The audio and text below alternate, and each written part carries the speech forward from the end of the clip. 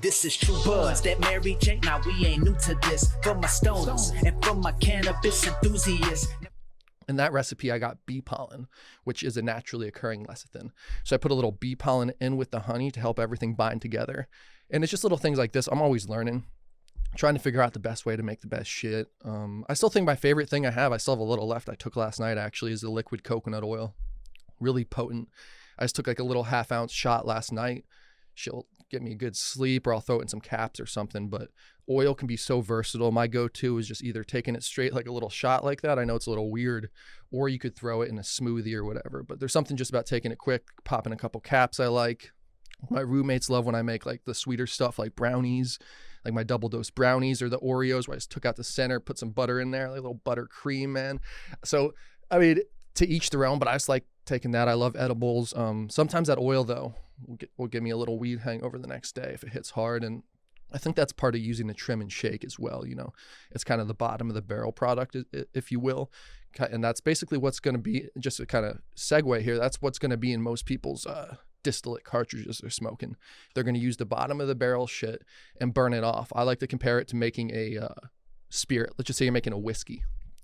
You burn all this shit down, right? You're left with this clear spirit, and then you burn it all down. You're left with this basically clear spirit if you're doing distillate. And what a lot of people do is add this extra shit in. They'll add these other terpene profiles. They'll add even coloring to some of these carts, and you can taste it. It tastes fake as fuck, and it just doesn't hit that good and doesn't get you that high.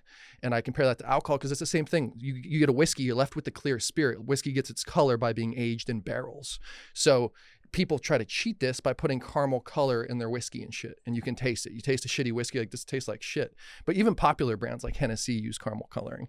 I mean, and I know that's a cognac, but still kind of the same family there. But it's just interesting to see that good ways though to use that bottom of the barrel shit. I think it's a good idea to use it for distillate or use it for edibles. Make use of it, but it's just what comes with using that. Like if I was using grade A shit all the time in my edibles, they would taste better, they'd hit harder, and it'd be all around better product. But that's a lot of money. Like, and this is another question that I get, is like, should I buy weed from the dispensary or buy edibles? Like, to buy weed to make it, I'm like, just buy edibles if you can.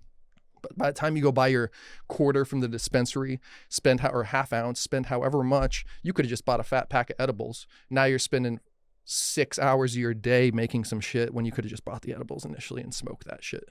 Personal opinion. So I think edibles are great for people growing at home who have extra shit, buddies that grow like me when I get to trim and shake, and just try to make it happen that way. And let's dive into this article that I literally pulled up in my car. I'm like, what am I going to talk about today? And I pulled up this article, and I thought it would be something good to talk about, at least briefly. So GOP Gov, if you legalize marijuana, you're going to kill your kids. Like, what the fuck is this? Is this like 1930, dude? Nebraska Governor Pete Ricketts opposes the legalization